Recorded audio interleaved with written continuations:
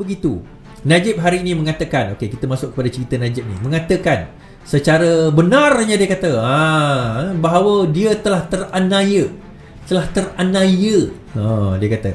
Alright, so dia buat kenyataan akhbar tadi. So kita baca kenyataan akhbar beliau. Tak nampak pula. Okey, saya ubah sikit. Kenyataan akhbar beliau. Saya kata, saya ingin merekodkan bantahan saya yang paling kuat berhubung prosiding rayuan hari ini.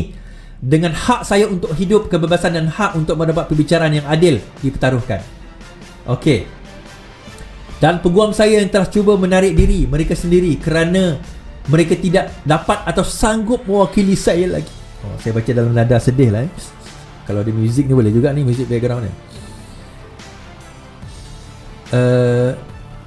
Tidak dapat atau sanggup mewakili, malah dipaksa oleh Mahkamah Persekutuan untuk terus duduk di bangku peguam bila dengan tujuan bahawa saya diwakili.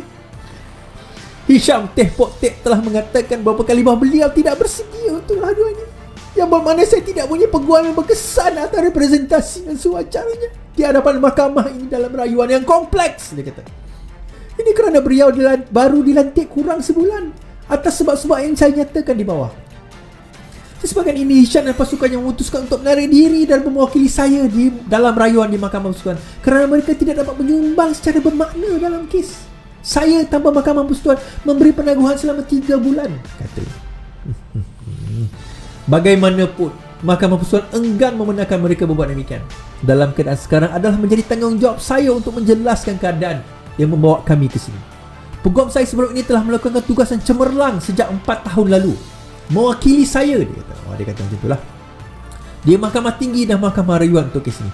Itulah sebabnya mereka kekal sebagai peguam saya dalam pembicaraan lain yang saya hadapi. Tetapi walau bagaimanapun, saya kalah dalam kedua-dua pembicaraan dan rayuan saya kepada Mahkamah Rayuan. Dengan latar belakang ini, saya merasakan bahawa perspektif baru dalam kes berkenaan untuk membawa idea baru merupakan satu yang wajar dan perlu dilakukan bagi rayuan terakhir saya di hadapan mahkamah ini. Ini melibatkan hidup saya. Ia tidak kurang daripada itu.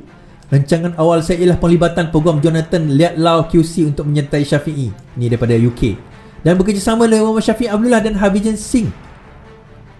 Let Law mengemukakan cadangan paling baik dan saya yakin dia akan menjadi sumbangan positif kepada sukan.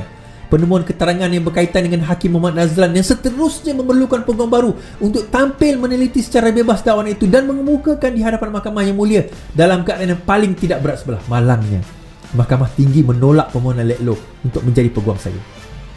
Dengan penolakan Mahkamah Tinggi dan rayuan ini telah ditetapkan saya tidak boleh menghadapi risiko penolakan Let Law dikekalkan semasa rayuan, menyebabkan saya tiada peguam tambahan pada masa ini. Saya berpendapat adalah penting untuk berhujah secara bebas mengenai isu berkenaan Hakim Nazlan.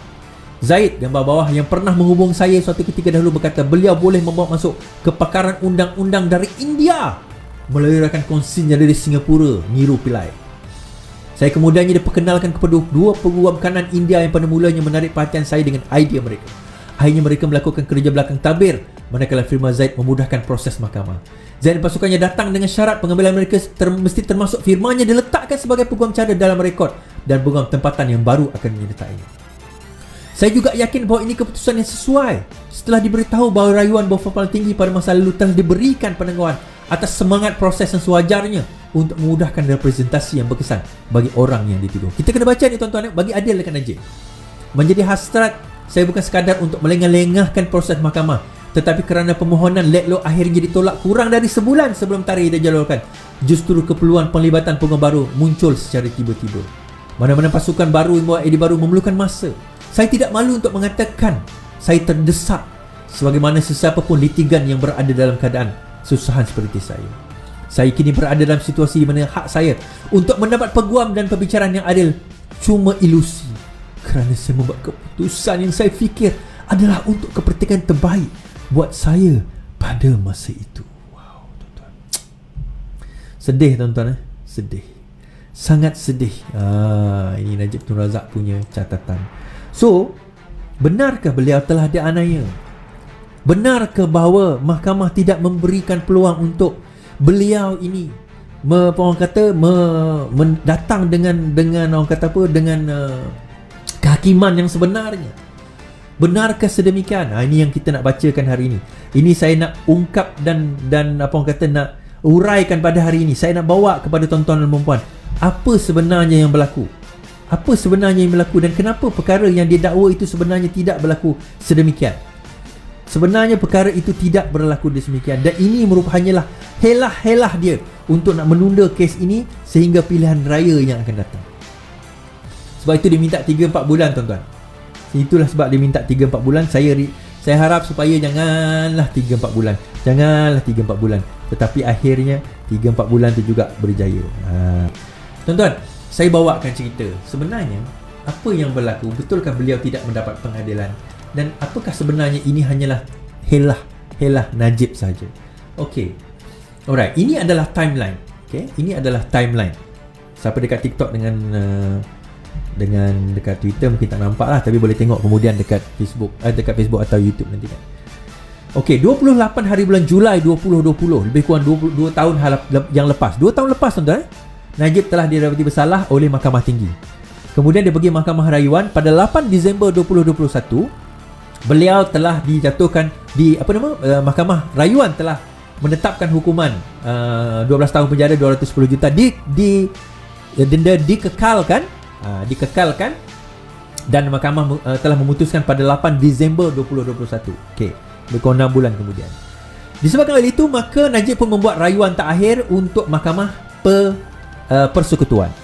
Maka pada satu surat telah dikeluarkan pada 29 hari bulan April, tuan-tuan, 2022. 29 April 2022 menetapkan surat dikeluarkan, kes bicara adalah 15 hingga 26 Ogos 2022.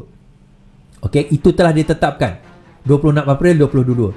Dia ada 100 hari diperuntukkan kepada Najib untuk bersedia menghadapi kes ini. Saya dah kira dah, tuan-tuan boleh kira sendiri. 29 April sehinggalah 15 hari bulan Ogos, dia ada 100 hari untuk bersedia bagi menghadapi rayuan yang akan dibacakan pada 15 Ogos. Namun begitu, dia terus memohon 21 Julai agar sebelum 21 Julai agar dibawa seorang peguam daripada UK untuk mewakili beliau. Namun permohonan di Mahkamah Tinggi ditolak oleh Datuk Kamal Muhammad Syahid pada masa itu, yang mengatakan bahawa peguam di Malaysia cukup. Kes ini tak adalah terlalu kompleks sampai bawa peguam daripada luar negara. Kekal. Maksudnya pada 29 April hingga 21 Julai, takkanlah peguam dia tak buat kerja. Takkan peguam dia tak sedia dengan apa-apa yang sepatutnya lah. Kemudian pada waktu itu dia kata dia cari hakim dan mahkamah peguam lain daripada India lah, daripada ni. Dia jumpa Zaid Ibrahim, bumbang. Zaman ni dulu orang UMNO kata Barwa di AP sebagainya kan. Ni akhirnya Zaid Ibrahim datang, dan pada 26 Julai, betul, kurang daripada 1 bulan, Zaid Ibrahim datang menggantikan Syafiee Abdullah sebagai counsel. Okey, 26 Julai, tuan-tuan. Alright. Sedangkan disebut tadi bahawa sebenarnya dia dah jumpa Zaid Ibrahim awal lagi dah. Okay, tak apa. Kemudian 31 Julai, hujah bertulis perlu dikemukakan kepada hakim, kepada mahkamah sebelum 31 hari bulan Julai. So pada 26 hari bulan Julai, dia orang tukar lawyer. 31 hari Julai adalah tarikh terakhir untuk menyerahkan return submission, hujah bertulis. Okey. So pada tarikh ini, tuan-tuan, apa yang berlaku? Okey, return submission berjaya dihantar. Kemudian 15 Ogos pembawaan bukti baru dan menunda kes ditolak oleh Mahkamah Persekutuan. Kemudian 18 Ogos, 15 Ogos terus diteruskan kes tersebut. 100 hari diperuntukkan kepada Najib untuk bersedia. Peguam bela kata tak cukup bersedia. Okey, saya nak bagi tahu macam ni lah, tuan-tuan. Number one, dia tahu kes ini kompleks dan 2 kali dah Syafiee Abdullah kalah di Mahkamah Tinggi dan Mahkamah Rayuan. 2 kali Dia ada 100 hari daripada tarikh tersebut untuk menukar peguam. Dia ada 100 hari untuk menukar peguam. Itu yang pertama. Dan dalam masa 100 hari tersebut, dia bukan pecat gaduh dengan Syafiee Abdullah. Tak, sebab Syafiee Abdullah masih lagi jadi peguam dalam kes yang lain, kes 1MDB. Sekarang ini sedang berlangsung. Dia adalah peguam dalam kes tersebut, Syafiee Abdullah ni. Jadi tak pelik kalau Syafiee Abdullah ni dah ada kes tersebut, dah ada dia punya apa orang kata judgement, dah ada return submission dia, dah ada dia punya penghujahan. Zaid Ibrahim dan Co ni boleh datang, dia boleh tag along je sebenarnya. Macam saya ada 3 peguam. Saya ada main counsel saya, Ikhwan, saudara Ikhwan. Second counsel saya saudara Syarul Azwad, and lepas itu yang tag along adalah saudara Faizal Rahman, lawyer saya. So ada 3 orang, tapi main counsel saya adalah saudara Ikhwan. So 2 ni tag along. So Ikhwan akan pergi ke hadapan, 2 ni akan, kalau ada soalan tambahan, dia orang yang akan datang. Poinnya adalah still main counsel adalah Syafiq Abdullah. Tak ada isu. Dia sebenarnya tak ada isu. Kalau sekiranya Syafiq Abdullah meneruskan kes tersebut, Zaid and Co tag along, tapi Zaid kata tak, kami nak ada nama dalam, kami tak nak tag along, kami nak nama, kami nak jadi main counsel. Kalau you nak jadi main counsel Zaid, kita kata you patut, kes ni bukan kes yang baru dia ketahui. This is dah 2018 dah kes ni, 2019. So kalau you nak jadi counsel, it should be done 100 days ago, 100 hari yang lepas, atau lebih kurang 50-60 hari yang lepas. Tapi kenapa pada hanya 26 hari bulan Julai, sedangkan Najib sendiri kata tadi dia sudah ada perbincangan dengan Zaid. Zaid kata ada kawan daripada dia yang, kalau tak silap saya, Zaid lah yang memperkenalkan peguam daripada UK, dia ada peguam daripada India yang boleh jadi counsel. Maksudnya perbincangan itu dah ada. Kenapa dalam perbincangan tersebut Zaid and Co ni tak bersedia? Zaid tak bersedia, Hisham tak bersedia. Dia bila firm besar macam ni tuan-tuan, kalau tuan-tuan tahulah dalam Guaman ni tuan-tuan, dia ada budak-budak dia buat kerja.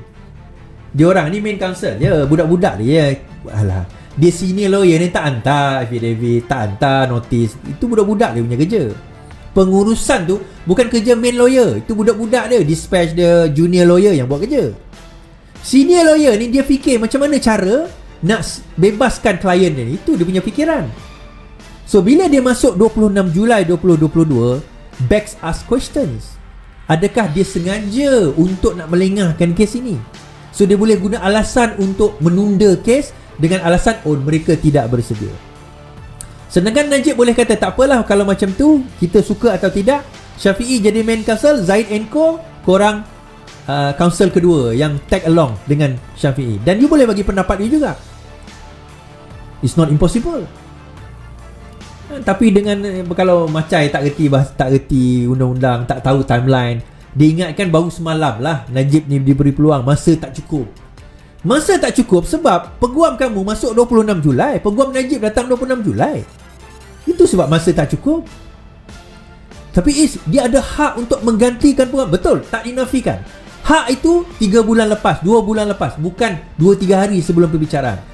Kalau macam tu, okey, kita bagi 2 bulan, 3 bulan.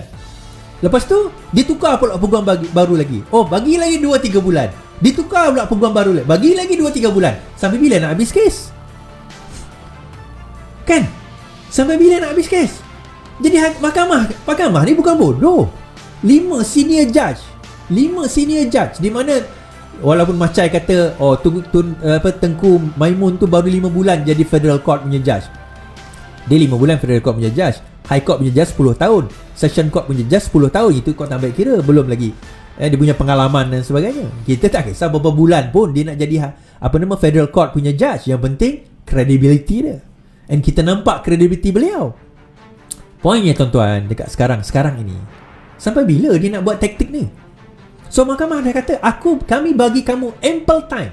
29 April 2022 notis tu keluar. Ingat tarikh ini, 29 April 2022 notis keluar. Kalau kita kira sampai 15 Ogos, 100 hari untuk dia bersedia. More than enough tuan-tuan. Kes ni simple je. Ini buku SRC, tuan-tuan boleh beli dekat CLJ Publication, tebal. CRC punya trial case, tuan-tuan boleh beli sendiri. Tak ingat berapa ratus harga dia. Kes dia mudah je. Poinnya dia adalah duit KWAP, kumpulan wang amanah pencen, diambil oleh SRC. 3 billion, almost 4 billion duit KWAP. KWAP ni duit siapa-siapa tuan-tuan? Duit siapa? Siapa-siapa mak bapak dulu kerja kerajaan, atuk nenek yang kerja kerajaan, suami isteri yang kerja kerajaan pencen, ataupun kerajaan sekarang yang nak pencen, duit anda lah itu sebenarnya. Inilah duit SRC 42 juta ni, duit KWAP. Duit itu disonglap, diambil, diguna konon untuk projek, tapi sebenarnya sebahagian dibawa keluar. Kalau tak silap saya 1 bilion lebih dibawa keluar. Oleh siapa tuan-tuan? Jolo dan Nick Faizal. Siapa itu Nick Faizal? Itu ada satu video pasal SRC. Saya dah pasal kes yang ni, pasal SRC ni, saya dah ada satu video. Tonton carilah sendiri video tu, ada satu video yang khas untuk SRC punya kes. Saya bagi detail apa pertuduhan, apa bukti-bukti yang dibawa, duit macam mana masuk dalam akaun Najib dalam pecahan M-Bank Islamik dan sebagainya. Kadang-kadang kita terfikir, kenapa tuan-tuan perasan tak ada kes bunuh I think owner ke pengarah urusan, I can't remember, M-Bank dulu. Ada kaitan? Allahuakbar. Ini soalan, bukan tuduhan, ini soalan. Kematian Kevin Moraes, kematian beliau menyiasat kes 1MDB. Kematian beliau. Tuan-tuan, semalam bangunan KWAP, bangunan KWAP semalam tiba-tiba dapat ancaman bom. Semalam tau. Mereka kena keluar mengosongkan bangunan tu selama 3 jam. Keluar berita tapi tak heboh sangat. Bangunan KWAP kalau tak silap saya, bukan KWSP, KWAP.